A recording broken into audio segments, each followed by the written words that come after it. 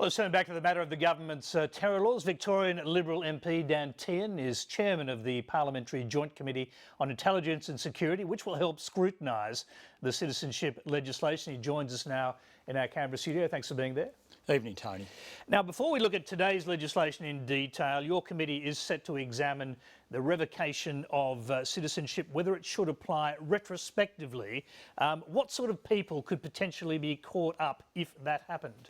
Well, those who are currently convicted and in jail here in Australia, and also those who are currently fighting over in Iraq and Syria, they're the types of people who would be caught up in the retrospective nature of the legislation if we decided to go down that path. And it's not a normal path that governments like to take, but given the circumstances here, it's something which the government and I'm pleased to say also the opposition are keen for us to examine and to make some recommendations on. Let's quickly have a look at one of those cases. Abdul Nasser Ben Brika, dual Australian Algerian, convicted in 2005 of plotting to attack civilians at the MCG.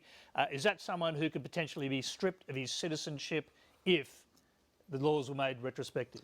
Well, look, I don't want to talk about individual cases, as you would understand, but those who have been convicted here in Australia of those types of terrorist activities, obviously they are the types of individuals that we would be looking at. But it's not the right thing for me to do to comment on individual cases here.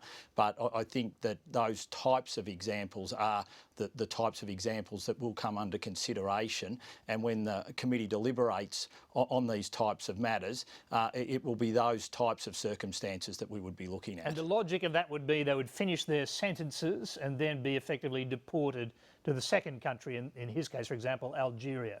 That would be my understanding of how it would work, and yes. If the Algerians said no, what happens then? Well, obviously that's the type of detail that we'll want to look into as a committee. So looking at all the potential consequences which would flow from such a decision, and also the unintended consequences which may flow from such a decision. So these are the things that the committee will systematically work through, and will work through in a bipartisan nature. So far we've looked at three major pieces of terror legislation and a fourth piece. There's been over 100 recommendations, bipartisan recommendations, which the committee has made, all of which have been accepted by the government, and then that has meant that they've gained passage through the parliament. So that is the type of approach that I think you'll see both sides of the political spectrum taking when it comes to examining, especially the retrospectivity nature of these laws. Okay, very briefly on that, and it's a hypothetical one obviously, but would it be considered a possibility that a person released from prison who has a terrorist offence pending being deported to another country would end up going into indefinite detention, perhaps in Nauru or Manus Island, one of the offshore centres? Look, I don't think so, but this once again would be something that we would look to examine. Obviously, there might have to be a period of detention before the individual was deported. Now, the form that detention would take, and the nature and the status of the individual citizenship while that detention was occurring before deportation, I think would be something that the committee would want to examine, take evidence on, and obviously then make findings on. Okay, let's look at the legislation as it now stands, potentially, if it becomes legislation, I should say, if it becomes a bill and passed by the Parliament. What happens to those 120 Australians who are now fighting in Syria and Iraq with ISIS? Because if the laws aren't retrospective, as you just pointed out, do they remain Australian citizens? Well, it obviously depends when the laws finally pass the Parliament, because that's the date that they are then implemented. So if those individuals who are over there now fighting are still fighting when the laws come into force, then obviously yes, they could be held to account by these laws and could lose their Australian citizenship if they are dual citizens.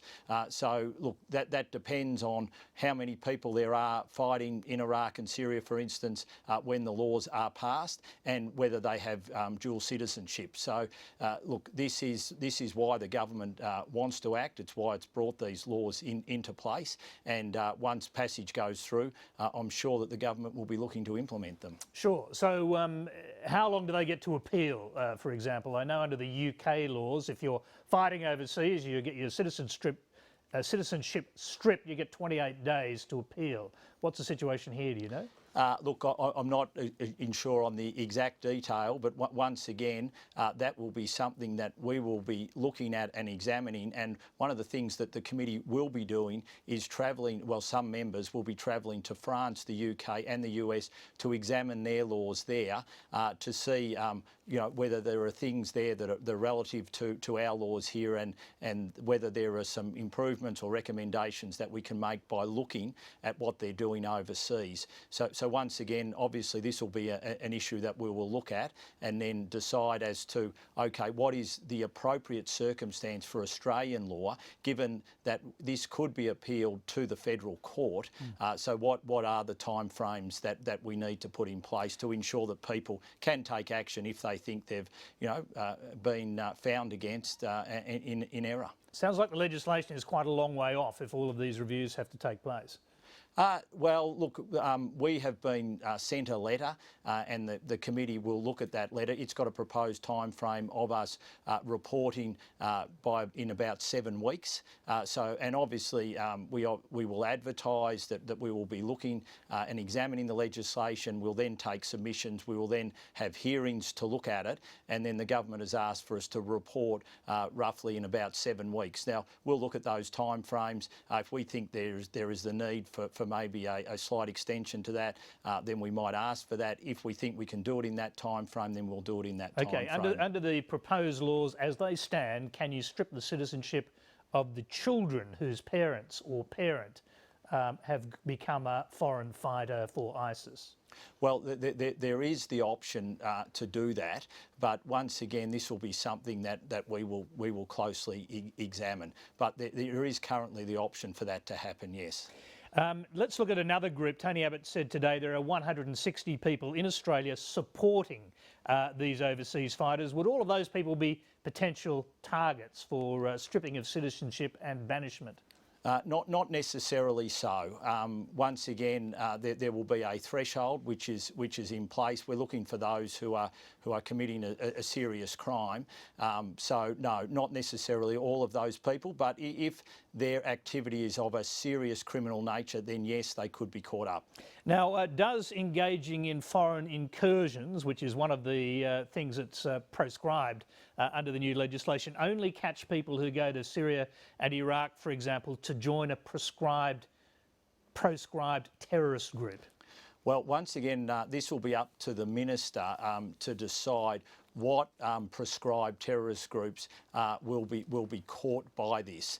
Obviously, we have a list which the Attorney General has in place, but it will be up to the Minister for Immigration to look at that list and decide which one of those groups actually would fit this legislation. And that, once again, I think will be something that the committee looks at to make sure that there are safeguards in place to ensure that it is consistent with the foreign incursions laws. Yeah. Now, I ask that because Zaki Mallah, about whom so much has been said and written over the past couple of days, went to Syria in 2012. He joined the Free Syrian Army, which of course is armed and trained by the United States. Could he be caught up, or someone in the Free Syrian Army be caught up under this legislation? Well, Tony, I don't want to talk about individual cases, as I've said previously. Okay, well, let's stick to the general principle of the Free Syrian Army. The general principle would be that it'd have to be a prescribed terrorist organisation, and the prescribed terrorist organisations that we already have in place, the minister will look at those and he will make decisions of which of those prescribed terrorist organisations would fit this legislation. So currently, you would argue, I imagine, that an organisation backed by the United States, trained by the United States, wouldn't fall under that category.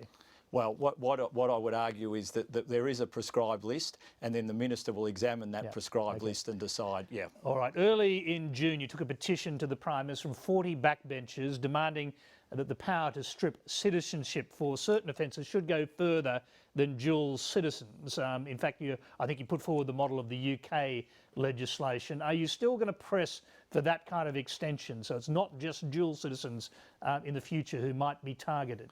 Yeah, that was about those who could avail themselves of another citizenship. So that the process which that will be examined by will now be undertaken by Philip Ruddock and Senator Concetta Fierravanti-Wells. They're doing community consultations on that and other options that the government may consider.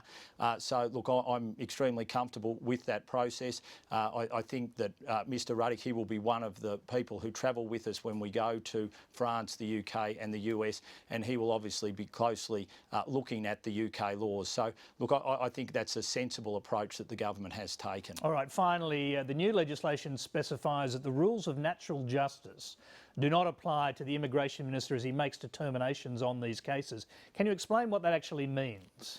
Well, it means in some examples that you might not have natural justice in place as we would normally take it to mean here in Australia under Australian law. Which means acting only on testable evidence, for example, is one of the natural justice principles. So that means other forms of evidence will apply in these cases? Well, that is possible, and there are reasons for that, and especially serious security reasons for that. So that is why that part of that clause is in the legislation. Dan Tehan, I'm sorry to cut you off there. There's plenty more to talk about. We'll come back and do that some more sometime in the future as the committee looks at this in more detail. We have to leave you there, though. Thanks very much. Thanks, Tony.